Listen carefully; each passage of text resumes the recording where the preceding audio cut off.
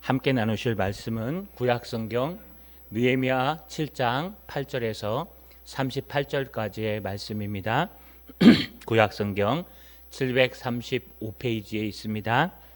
바로스 자손이 2172명이요 스바다 자손이 372명이요 아라 자손이 652명이요 바한모압 자손이 곧 예수아와 유압 자손이 2818명이요 엘람 자손이 1254명이요 사투 자손이 845명이요 삭게 자손이 760명이요 빈누이 자손이 648명이요 부베 자손이 628명이요 아스갓 자손이 2322명이요 아도니감 자손이 667명이요 빌그웨 자손이 2067명이요 야딘 자손이 655명이요 아델 자손이 곧 히스기야 자손이 98명이요 하슴 자손이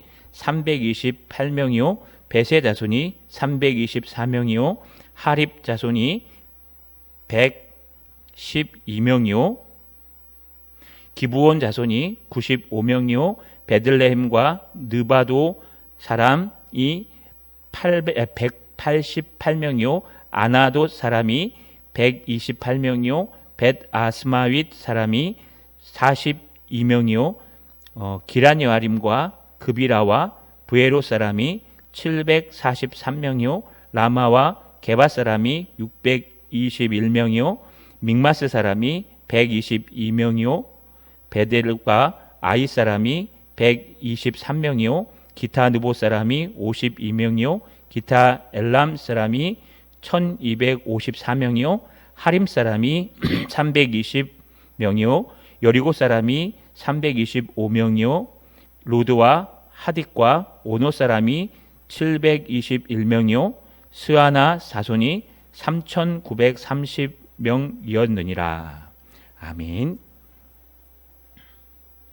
우리 손을 들어 하나님 앞에 인사하겠습니다. 하나님, 은혜의 기록을 남기는 자가 되게 하옵소서. 여러분, 이 땅을 살아가면서 신앙에 있어서 가장 중요한 것이 무엇일까요? 오늘 그 중요한 것을 쓴 우리 열린교회 김남준 목사님의 책을 하나 소개시켜 드리려고 합니다. 김남준 목사님의 책은 게으름, 죄와 은혜의 지배라고 하면서요, 우리 신앙의 체험의 깊은 내면을 조사해서 기록한 책들로 유명할 겁니다. 여러분도 한 번쯤 읽어보신 책들이 많이 있을 겁니다. 그 중에 신앙의 체험 시리즈 돌이킴이라는 책이 있습니다. 여러분, 이 책은 오늘날 살아가는 사람들의 신앙의 뿌리는 어디 있을까? 오늘날 살아가는 사람들에게 가장 중요한 것은 무엇일까? 바쁘고 힘들고 위험 속에 살아가는 사람들이 신앙을 잃어버리지 않는 방법은 무엇일까? 라고 하면서요, 이 바쁘고 힘들고 위험한 시대에 이 시대를 통탈하면서요, 이 김남준 목사님이 쓴 책입니다. 여러분, 이 김남준 목사님은요, 가장 중요한 것은 바로 회개와 믿음, 회심입니다. 이걸 딴 말로 얘기하면 돌이킴이다 라고 얘기합니다.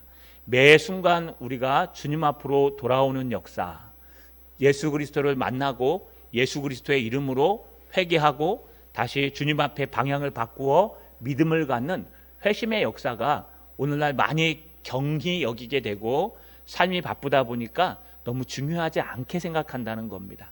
그래서 이 책을 쓰면서 이렇게 말씀하십니다. 당신은 거듭나셨습니까? 당신의 회심은 진정으로 구원에 이르는 회심입니까? 당신은 진정으로 구원에 이르도록 회심한 사람입니까? 라고 얘기하면서 절절하게 우리에게 질문하고 있습니다. 그러면서 마지막 피 맺힌 음성으로 이렇게 물어본다고 말합니다. 하염없이 그러나 염원을 담아 우리의 문을 열기를 고대하시는 주 예수 그리스도를 너무 오랫동안 문 밖에 세워두지 말라. 바로 무릎을 꿇고 엎드려 자기의 회심을 위해 기도하라. 영혼의 구원을 위해 기도하라. 참된 신앙을 갖도록 간절히 구하라. 회심 없이는 신자가 될 수 없음을 가슴 깊이 새겨두라라고 하면서 글을 마치는 것을 볼 수 있습니다. 자, 여러분, 우리의 삶을 살아갈 때 우리에게 꼭 필요한 것이 있다면 돌이키는 것입니다. 우리는 실수도 할 수 있고 넘어질 수도 있고 잘못된 길로 갈 수도 있지만 우리가 살아있다는 것은 우리가 얼마든지 돌이킬 수 있는, 회개하고 돌아올 수 있는 길이 있다는 것입니다. 자, 여러분, 이런 큰 기회를 오늘 말씀을 통해서 다시 한번 돌아보는, 돌이키는 저와 여러분 되시기를 주님의 이름으로 간절히 소망합니다. 지금 느헤미야는요, 모든 사명을 다 마쳤습니다. 느헤미야의 사명은요, 무너진 예루살렘 성벽을 재건하는 것이었습니다. 그는 내려와서요, 52일 만에 하나님의 은혜로 기적같이 성벽을 재건했습니다. 그리고 문지기를 세우고 자기를 대신할 지도자를 자기 동생 하나니와 또 여호와를 가장 경외하는 하나냐 두 사람을 세웠습니다.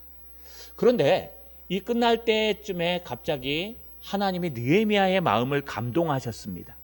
감동하시면서요, 너는 이스라엘의 명부를 작성하라. 너는 인구조사를 하라는 겁니다. 여러분, 인구조사의 기록을 말씀드렸죠.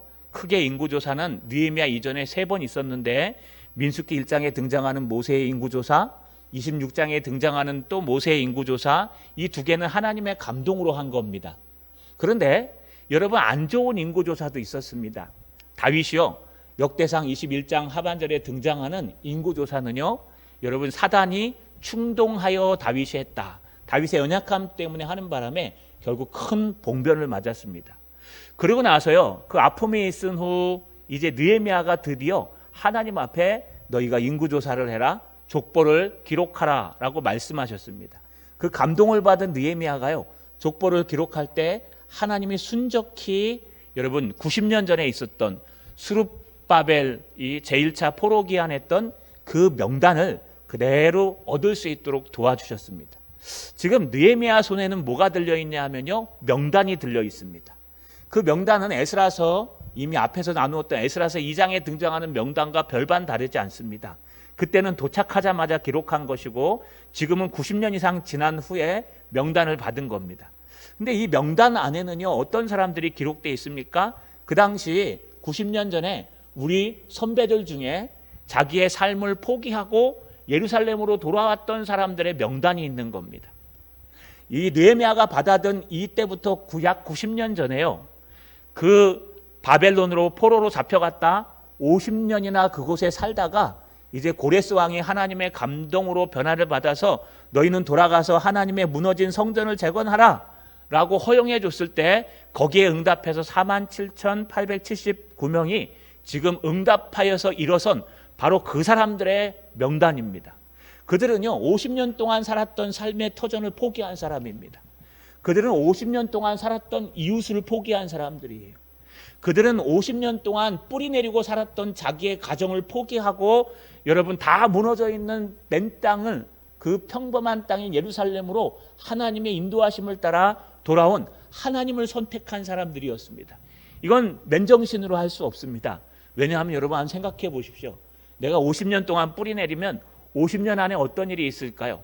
여러분, 우리 할아버지가, 우리 증조부 할아버지가 여러분 어디 살았는데 나는 지금 바벨론으로 잡혀와서 페르시아가 될 때까지 50년 동안 이곳에 살았어. 여기는 나의 제2의 고향이야. 성공한 사람도 있고 실패한 사람도 있고 많은 사람들로 있겠지만 느헤미야가 들고 있는, 이제 그 50년 이후에 90년대에 들어서 느헤미야가 들고 있는 이 명단 안에는 그 당시에 모든 삶을 포기하고 하나님께로 돌아와서 하나님을 선택한 그런 감동, 하나님의 감동으로 하나님을 선택한 신앙인들이 기록되어 있다는 거예요. 여러분, 그러지 않겠습니까? 여러분, 90년이 지났다 그러면 얼마나 지났을까요? 30년이 옛날에는 한 세대라고 얘기했습니다. 90년이면 여러분 90년 먹으신 분이 여러분 한 20살쯤에 낳은 아이가 뭐 70세가 되는 겁니다. 같이 늙어가니까요. 그러니까 최소한 증조부 할아버지는 살아 계시겠죠. 그런데 한 3세대 전에 우리 모든 들고 있는 이 족보 중에 이름 있는 사람만 있으면 얼마나 위대하겠습니까? 여러분, 우리 3세대 전에 우리 증조부 할아버지께서 국회의원을 하셨대. 그러면 여러분 얼마나 기분 좋을까요? 와, 우리 증조부 할아버지께서 국회의원을 하셨대. 야, 이거 대단한 거 아니야? 우리 증조부 할아버지께서 어느 회장이 되셨어요. 그 우리 증조부 할아버지께서 무슨 그룹의 회장까지 하셨대. 그러면요 얼마나 의시되고 얼마나 기분이 좋겠습니까? 우리 선배들이 그런 일을 했다. 그런데 지금 느헤미야의 손에 들려있는 족보에는요, 여러분 90년 전에 그 모든 삶을 포기하고 하나님, 오직 하나님의 신앙으로 하나님만을 바라보고 삶의 터전, 50년 동안 살았던 삶의 터전을 포기했던 사람들의 명단이 지금 들고 있는 거예요. 야, 우리 선배들이 이런 은혜의 역사를 이루었대. 우리 선배들이 이런 은혜의 놀라운 일들을 했대. 여러분 그걸 들고 있으니 얼마나 자랑스럽고 은혜의 역사겠습니까? 그러면 여기에는 어떤 사람들이 기록되어 있을까요? 이미 우리 에스라서 2장에서 살펴보았지만 여기에는 어떤 사람들이 기록되어 있어야 될까요? 여러분 50년 동안 삶의 터전을 포기하고 하나님께로 돌아올 수 있던 사람은 어떤 사람일까요? 아마 성공한 사람일 것 같아요. 아마 승리한 사람일 것 같아요. 최소한 인격이 된 사람일 것 같아요. 여러분 삶의 모든 것을 하나님 앞에 맡긴 사람들일 것 같아요. 그런데 참 신기한 일이 등장합니다. 오늘 명단을 쭉 살펴보니까요, 여러분 8절부터 24절까지의 말씀은 족보별로, 족보를 갖고 있어서 족보별로 기록한 명단인데 이 명단에는요 신기한 사람들이 등장합니다. 오늘 8절에 보니까 바로스 자손이 2712명이요. 바로스 자손이 2712명이나 왔는데, 여러분 이 바로스라는 이름이 무슨 뜻이냐? 여러분 벼룩 도망자란 뜻입니다. 우리가 사람 이름을 지을 때는 우리나라 사람들은 미래를 보고 짓죠. 우리나라 사람들은 미래를 보고 어떻게 짓습니까? 미래에 이 아이가 좀 잘 됐으면 좋겠다. 그래서 하나님의 은총을 많이 받았으면 좋겠다. 그래서 은총이라고 짓겠죠. 그러면 여러분 그건 무슨 뜻이에요? 하나님의 은총을 좀 받았으면 좋겠다 해서 짓는 거예요. 근데 이스라엘 백성들은요 이름을 그 시대에 맞게 지었어요. 그 상황에 맞게. 예를 들어 가장 대표적인 게 여러분 바로 아담과 하와였습니다. 아담과 하와가 범죄함으로 말미암아 하나님 앞에 쫓겨날 때 여러분 하나님께서 아담과 하와에게 원시복음을 주셨어요. 네 힘으로는 구원받을 수 없다. 그래서 너의 후손이 나면 너에게서 후손이 날 텐데 그는 뱀의 머리를 상하게 할 것이요 뱀은 그의 발꿈치를 상하게 할 것이니라. 그 후손이 예수 그리스도고 그 후손이 단수 한 명입니다. 그래서 아담과 하와가 에덴 동산에서 쫓겨나서요 가장 먼저 난 아이가 이름이 뭡니까? 가인이 히브리어로 얻다란 뜻이 아들을 얻다. 그래서 드디어 아들을 얻었다. 우리가 드디어 아들을 낳았다. 이 가인이 우리를 구원할 자일 수도 있다 라고 했는데 가인이 그렇습니까? 삶을 보면 양 엉망이지요. 그래서 두 번째 아들을 낳았는데 이름이 아벨이에요. 아벨은 무슨 뜻인지 아십니까? 허무하다. 여러분 아벨이 허무하다는 뜻은 뭐냐 하면 그 당시에 가인이 구원할 줄 알았는데 가인이 안 되니까요 시간은 지나고 세상은 허무하고 해서 결국 그 시대의 이름을 반영해서 아벨을 허무란 뜻으로 지은 겁니다. 그 이름대로 얘기하면 가인이 이겨야 되는데 아벨이 하나님의 흠양을 받으셨죠. 이렇게 이스라엘 백성들에게 있어서 이름은 그 시대를 방영하는 아주 좋은 바로메타입니다. 여러분 그런데 바로스라고 이름 지었는데 엄마가 자녀에게 바로스라고 졌는데 바로스가 벼룩 도망자예요. 도망자. 우리가 도망자 시절에 이 아이를 낳았다는 뜻이 되겠죠. 여러분 누구 아들을 도망자, 도둑이라고 짓습니까? 김도둑. 왜요? 너는 도둑질 할 때 태어나서 그래.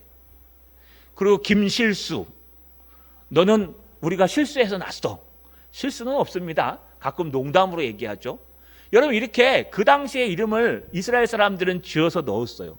그러니까 이 바로스 도망자란 뜻은 뭐예요? 엄마 아빠가 지금 도망다니다 났다는 겁니다. 아니 90년 전에 우리 선배의 역사를 보고 그들이 신앙을 선택해서 하나님 앞에 50년 동안 살던 보금자리를 버리고 돌아왔으면 이름이 위대해야 되지 않습니까? 여호수아, 예수아 이런 사람들처럼 돼야 되지 않습니까? 그런데 그 당시에 이 사람들은 도망자였다는 거예요. 범죄를 저지르고 도망했을지 여러분 종의 신분이 싫어서 탈출했는지 모릅니다. 그런데 이 이름에 기록되어 있는 이름은 도망자입니다. 뿐만 아닙니다. 여러분 우리 9절에 보니까 스바다 자손이 372명이요 10절에 아라 자손이 652명이요 이 아라 자손은요 떠돌이 또는 도보 여행자 떠돌아다니는 사람 이런 뜻입니다. 아마 종의 신분을 벗어나서 이 어디에 마음을 두지 못하고 그냥 이리저리 떠돌아다니는 사람, 떠돌이들을 얘기하는 것 같습니다. 90년 전에 적힌 우리 선배가요, 떠돌이래요. 이름이 떠돌이, 김떠돌이. 이렇게 김씨만 자꾸 뒤보니까 좀 기분 나쁘시죠? 정떠돌이, 예, 뭐 이떠돌이, 뭐 이도망자 이렇게 써 있어요. 기록에. 기가 막히죠? 근데 이런 사람만 있는 것도 아닙니다. 여러분, 오늘 11절에 보니까 바한모압 자손은 이라고 되어 있는데, 이 바한모압이란 이름은요, 모압의 통치자란 뜻이에요. 그래서 뒤에다가 곧 예수아와 요압의 자손이라고 표현해요. 예수아 아시죠? 요압 아시죠? 이런 사람들의 자손이에요. 바한모압이라는 원문의 뜻은요, 모압의 통치자. 그래서 이 사람이 모압 사람이라는 뜻이 아니라 이스라엘 사람인데 바벨론에는 지혜로운 사람을 들어서 썼거든요. 우리 다니엘과 같이, 다니엘의 세 친구처럼 바로 이 바한모압이라는 사람을 들어서 여러분 모압의 통치자로 세웠다는 거예요. 이렇게 여러분 정치적으로 성공한 사람도 여기 들어있어요. 또 정치적으로 성공한 사람만 있을까요? 아니면 마지막 절에 등장한 24절에 여러분 22절에 하숨 자손이라고 하는데, 이 하숨은 부유하다, 넉넉하다. 여러분 거기 가서 50년 동안 성공한 사람이에요. 돈을 많이 벌고 집도 사고 여러분 땅도 사고 많은 사람들을 도와주는 넉넉하고 부한 사람. 그래서 하숨, 내가 도와준다, 넉넉한 사람이다 라는 이름이 적혀 있어요. 어찌됐든 중요한 것은 느헤미야가 90년 후에 기록을, 그 은혜의 기록을 딱 봤더니요, 그 50년의 삶을 포기하고 돌아왔던 사람들의 명단이 좋은 사람만 있는 것이 아니라 도망자가 된 사람도 있고, 또 갈 길 몰라 떠돌아다니는 나그네들도 있었고, 정치적으로 성공해서 쓰임받는 사람들도 있었고, 거기에는 사업해서 부자가 돼서 땅 다 모든 집과 모든 걸 산 사람도 있었다는 거예요. 가지각색입니다. 그러나 중요한 것은 이 모든 사람들이 자기의 환경과 관계없이 하나님을 선택했다는 것. 이 모든 사람들이 자기의 환경과 관계없이 하나님을 선택했다는 것. 이것이 가장 중요한 것입니다. 우리가 하나님을 선택하면은, 하나님의 감동으로 하나님을 선택하면 우리 후배들에게 어떤 모습으로 남을까요? 은혜의 역사를 남는 겁니다. 아, 우리 선조가 이 도망자였어. 그런데 잘한 게 하나 있어. 그게 뭐냐 하면 하나님께서 부르실 때 감사함으로 그 자리에서 하나님을 선택하고 하나님의 감동으로 하나님을 선택한 그 하나는 너무 잘했어. 우리 조상들은 떠돌이였어. 이리 떠돌아다니고 저리 떠돌아다니고 정처 없이 갈 곳 없이 그냥 떠돌이처럼 살았어. 그러나 그분이 잘한 것이 하나 있는데, 그것은 하나님의 감동으로 하나님을 선택했어. 여러분, 이 과거 얘기일까요? 아니요. 앞으로 우리 얘기도 됩니다. 우리가 90년 후에 무엇이 남을까요? 호랑이는 죽으면 가죽을 남기고 사람은 죽으면 이름을 남긴대요. 물론 우리는 저 천국에 가 있겠죠. 그러나 우리 후배들은 우리의 기록을 봅니다. 90년 전에 여기 누구누구 목사님이 계셨는데, 야, 그 목사님 때 어떤 일이 있었지? 그때 그 목사님은 정말 하나님을 선택하고 늘 기도하셨어 라고 남을 거예요. 90년 후에 우리 후배들이요, 우리 선배가 이 동산교회에 있었는데 동산교회 뭐 안수 집사님으로 있었어. 근데 안수 집사님 때 어떤 코로나가 닥쳐오고 어려웠어. 그때 얼마나 열심히 대처하고 잘했는지 몰라. 90년 후에 우리 후배가요, 우리 아버님은 이 동산교회 집사님으로 계셨는데 코로나가 밀려오고 또 어려움이 밀려오고 경제적으로 압박이 올 때 그가 스스로 이렇게 헌신하시고 하나님을 선택하셨어. 여러분 안 남을 것 같죠? 그런데 입과 입을 통해서, 역사의 기록을 통해서, 아니 하나님 앞에요, 이 기록들이 쫙 남겨져 있습니다. 어떤 기록으로 남으시길 소망하십니까? 여러분, 비록 지금 실패해도 괜찮습니다. 지금 도망자가 되셔도 괜찮습니다. 세상에서요, 실패해서 5점을 남기신 분도 괜찮아요. 아니 이 중에는 성공한 분도 계실 거예요. 돈이 많으신 분도 계실 거예요. 그런 거 별로 중요하지 않습니다. 그걸로는 이름을 남길 수가 없어요. 진짜 남길 수 있는 것은 성령의 감동으로 하나님을 선택하는 것입니다. 할렐루야. 저 여러분, 전혀 상관없이, 환경과 여건 상관없이 하나님을 선택하는 저와 여러분 되시기를 주님의 이름으로 간절히 소망합니다. 그런데 여러분, 중요한 것이 하나 있습니다. 지금 제가 24절까지 읽고 25절부터 38절까지 끊어 읽었는데요. 왜 끊어 읽냐 하면은 지금 50년 동안 바벨론의 포로 생활하면서 자기 족보가 어디에 있는지 아는 사람들은 다 기록한 거예요. 그런데 족보를 잃어버린 사람들이 있었어요.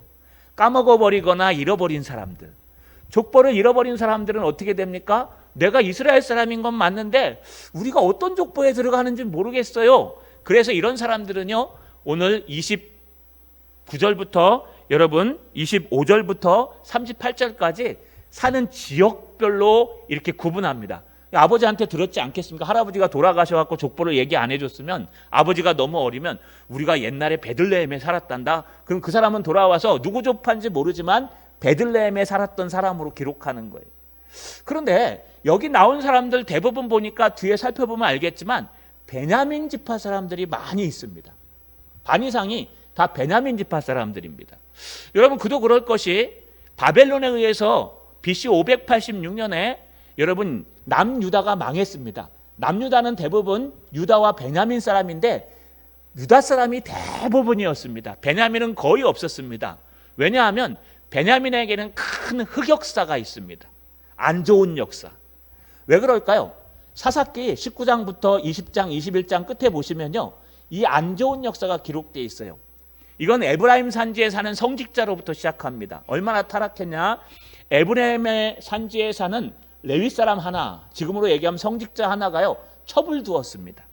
여러분, 목사가 첩을 두면 어떡합니까? 목회 그만해야죠. 목사가 어떻게 첩을 둘 수가 있습니까? 그런데 이 레위 사람은 첩을 두었습니다. 이 첩을 두었는데 이 첩이 바람이 났네요. 바람난 첩이요, 자기 친정으로 돌아가서 넉 달을 거기에 있었습니다. 레위 사람이 그냥 놔두면 되는데 이 레위 사람이 또 첩을 데리러 갔습니다. 그리고 그 첩을 데리고 부랴부랴 돌아오다가 여부스 땅으로 들어갈 뻔했는데, 여부스 땅은 가나안 사람들 땅이니까 우리 베냐민 지파가 있는 기브온성으로 들어가자. 그래서 자기 종과 함께 기브온성으로 들어갔습니다. 기브아로. 그런데 이 기브아에 들어갔는데 거기 청년들이 있습니다. 성적으로 얼마나 타락했는지 그 노인의 집에 들어갔는데 문을 두들기면서요, 너희 집에 들어간 사람들을, 그 남녀를 내놓아라. 우리가 상관하리라. 동성연애도 그때 있었다는 겁니다. 그 정도로 타락한 베냐민 지파 기브아 사람 청년들이요, 불량배들이 나타나서 막 두들기니까요, 레위 사람이 하는 수 없이 자기 첩을 내어주었습니다. 밤새도록 그 불량배들이 첩을 상간했습니다. 새벽녘에 돼서 그 첩에게 나가봤더니 죽어버렸습니다. 이 레위 사람이요, 그 첩을 갖다가 나귀에 싣고 자기 에브라임 산지로 올라갑니다. 올라가서요, 그걸 12동이로 토막을 냅니다. 이 토막 살인 사건이죠. 그런데 토막을 내서요, 그걸 각 지파에다 다 보냅니다. 이스라엘 지파들이 난리가 났습니다. 도대체 이게 무슨 일이냐? 어떻게 사람을 토막 내서 보낼 수 있느냐? 거기에 있는 내용들을 읽어보니까요, 베냐민 지파가 다스리는 기브아 땅에 갔다가 이런 봉병을 당해서 죽어서 내가 이걸 보냅니다. 그러니까요, 그 지파가 다 일어나가지고요, 기브아에 있는 베냐민으로 모였습니다. 그래서 얘기합니다. 그 불량배를 내놓아라. 불량배만 처단하면 끝난다. 이 불량배 내놓아서 불량배를 우리 죽이고 그냥 끝내자라고 했는데, 제가 그때 설교할 때 수요일날 뭐라고 설교했냐, 아마도 이 불량배 중에 몇몇이 아마 지도자에 있는 것 같다. 그 기브아 성을 다스리는 성주의 아들이 있던지, 아니면 정치적으로 힘 있는 사람의 아들이 있던지. 그래서 여러분, 힘 있는 사람의 아들이 있으면 어떻게 해서든지 막 보호하고 안 주려고 하지 않겠습니까? 그 끝까지 싸웁니다. 몇 번 이기다가 결국 베냐민 지파가 집니다. 그래서 그들이요, 여러분, 막 도망하다 잡히고 죽고, 거의 다 죽고 나서요, 림몬 산지로 숨은 사람은 약 600명밖에 안 됩니다. 다 죽은 겁니다. 베냐민 지파 사람들. 어떻게 하면 될까요? 한 지파가 무너지게 생겼어요. 그런데도 이 11지파는 정신 차리지 못하고 뭐라고 얘기합니까? 우리가 맹세하자. 우리가 저런 인간들한테는 우리 딸을 주지 말자. 우리 딸을 절대 시집 보내지 아니하리라. 베냐민 지파한텐. 그래 버렸어요. 그러니까 어떤 사람이 나타나서 얘기합니다. 큰일 났습니다. 그러면 하나님께서 세우신 12지파 중에 한 지파가 사라지는데 어쩌란 말입니까? 그러니까 그때서 정신을 차렸어요. 정신을 차리고, 이러면 안 되는구나. 그래도 우리 식구구나. 살려야 되겠구나. 그래가지고요, 여러분 어떻게 살릴까 고민하는데 이미 안 주겠다고 맹세했잖아요. 그래서 맹세했기 때문에 우리는 그 맹세를 지켜야 되는 거예요. 어떻게 할까 하는데 아이디어가 하나 떠올랐습니다. 여러분, 모이라고 했을 때 안 모였던 지파가 있었는데 길르앗 야베스 지파 사람들이었어요. 그 사람들의 모든 사람들을 다치고 처녀만 살려라 그래가지고요 가서 또 동족을 또 쳐요. 또 쳐가지고 그 중에 처자들만 살렸는데 약 400명 정도를 살렸어요. 그 400명을 데리고 여러분 림몬 산지에 림몬 바위에 숨어 있는 그들을 내려오라고 얘기해가지고 600명과 400명을 결혼시킨 거예요. 그래서 간신히 살아난 게 베냐민 지파예요. 여러분 이 베냐민에서 가장 위대하고 유명한 사람이 난 게 사울 왕입니다. 그래서 사울 왕처럼 이렇게 표현하는 겁니다. 베냐민 사람들이. 왜냐하면 너무 많은 사람들이 죽어서 거의 인원에도 들지 못할 정도로 작은 인원이 계속 베냐민에 유지되고 베냐민의 흑역사는 계속되었습니다. 그런데 오늘 본문에 보니까요 베냐민의 흑역사가 계속되는데 오늘 본문에는 어떤 기록입니까? 지금 하나님을 선택한 은혜의 역사를 기록하고 있는 거예요. 이 은혜의 역사에 베냐민 사람들이 등장합니다. 여러분 베냐민 사람들이 어떻게 등장하나 볼게요. 25절부터 38절에 여러분 25절에 기브온 사람은 베냐민 사람입니다. 또 27절에 아나돗 사람은 베냐민에 살던 사람입니다. 또 여러분 28절에 벳 아스마윗 사람은요 베냐민 사람이에요. 또 29절에 그비라 부에롯 사람은 베냐민 사람이에요. 또 여러분 30절에 라마 게바 사람, 31절에 믹마스 사람, 또 여러분 33절에 느보 사람, 또 37절에 로드와 하닷과 오노 사람. 이 다 베냐민 사람들이에요. 여러분 베냐민 사람들이 유다 사람보다 더 많아요. 1차 포로기한 하는데. 아니 옛날에는 흑역사를 써내려갔던 사람들인데 그들이 어떻게 이렇게 변화됐을까요? 옛날에는 정말 유다에 빌붙어서요 남유다를 만들 때도 베냐민이라는 이름이 사라지고 남유다라 부르자 그래서 북이스라엘과 남유다로 나눴다고 유다가 대부분이기 때문에 베냐민은 거기 쓸개처럼 이렇게 붙어있는 족속밖에 되지 않았는데 여러분 그 후로 많은 시간이 지나서 포로기한할 때 50년 후에 포로기한할 때 돌아온 사람 중에 베냐민 사람들이 대부분이었어요. 어떻게 이렇게 변화될 수 있었을까요? 그들의 흑역사가 어떻게 이렇게 은혜의 역사로 바뀔 수 있었을까요? 여러분 많은 신학자들이 이 부분을 놓고 설왕설래하지만 중요한 것은 그들이 그 아픔을 잃어버리지 아니하고 하나님 앞에 돌아왔다라고 밖에 표현할 수 없습니다. 그들이 돌이켜 하나님 앞에 진정으로 돌아온 것입니다. 남들은 포로로 잡혀가서 왜 우리가 이곳에 잡혀와야 합니까? 우리가 왜 이곳에 잡혀와서 도망자로 살아야 됩니까? 우리가 왜 이곳에 잡혀와서 이 고생을 해야 됩니까? 왜 우리가 떠돌이로 살아야 돼요? 우리 하나님 믿는 사람인데 하나님 안 계세요? 하나님 안 계시는 거 아니에요? 우리가 왜 이렇게 이 사업에 실패해야 되고 왜 우리 직장이 이렇게 무너져야 되고 왜 코로나로 인해서 이런 어려움들을 당해야 되고 왜 하나님 살아계시면 도대체 왜 그러는 거예요? 왜 우리 가정에 이런 일들을 일으켜주시는 거예요? 하나님 살아계시는 거 맞아요? 라고 하면서 원망하면서 살아가야 되는데 그들은 그렇게 살지 않았어요. 그들은 자기의 뼈아픈 과거를 생각하며 어떤 환경에서도 하나님을 기억하고 회개하고 돌이켰다는 거예요. 그래서 그들의 흑역사가 나중에 결국은 은혜의 역사로 바꿔졌다는 뜻입니다. 할렐루야. 여러분 우리도 인생을 살아가면서 흑역사가 있을 수 있어요. 여러분 사업에 실패도 할 수 있습니다. 또 승진을 못해서 만연과장으로 있을 수도 있어요. 남들이 쳐다보지 않는 직업을 가질 수도 있어요. 또 직업에 실패해서 낙오자가 될 수도 있어요. 떠돌이가 돼서 돌아다닐 수도 있습니다. 때로는 성공한 사람들도 있을 거예요. 명예를 얻은 사람들도 있을 거예요. 코로나로 인한 힘든 사람들도 있을 거예요. 여러분 정말 어렵고 힘들고 괴롭고 나약해지지만 중요한 것은 이 모든 흑역사 속에서 우리가 하나님을 선택하고 하나님의 감동으로 끝까지 붙들고 날마다 우리의 작은 죄들을 회개하며 하나님 앞에 돌이키고 나의 아픔을 잃어버리지 않고 살아간다면 우리의 흑역사가 완전히 바뀌어서 은혜의 역사가 될 수 있다는 것입니다. 자, 여러분들은 어떤 모습을 갖고 계십니까? 하나님의 감동으로 지금 하나님을 선택하고 계십니까? 먼 90년 후의 후배들이요 여러분의 이름을 기억할 겁니다. 아니요, 하나님께서 기억하실 거예요. 그리고 여러분들은 날마다 돌이켜 하나님께로 달려가고 있습니까? 이 어려운 시절에 정말 살아계신 하나님 앞에 여러분 온 마음을 다해 기도하고 하나님 앞에 회개하며 돌이키고 있습니까? 그러면 여러분의 지금의 이 흑역사가 나중에 은혜의 역사로 바뀌어서 우리의 후배들이 우리의 이름을 들으면 정말 하나님께서 역사하셨어, 하나님께서 감동하셨어 라고 말씀하실 겁니다. 자, 여러분, 하나님 앞에 은혜로 돌이키는 저 여러분 되시기를 주님의 이름으로 축원합니다.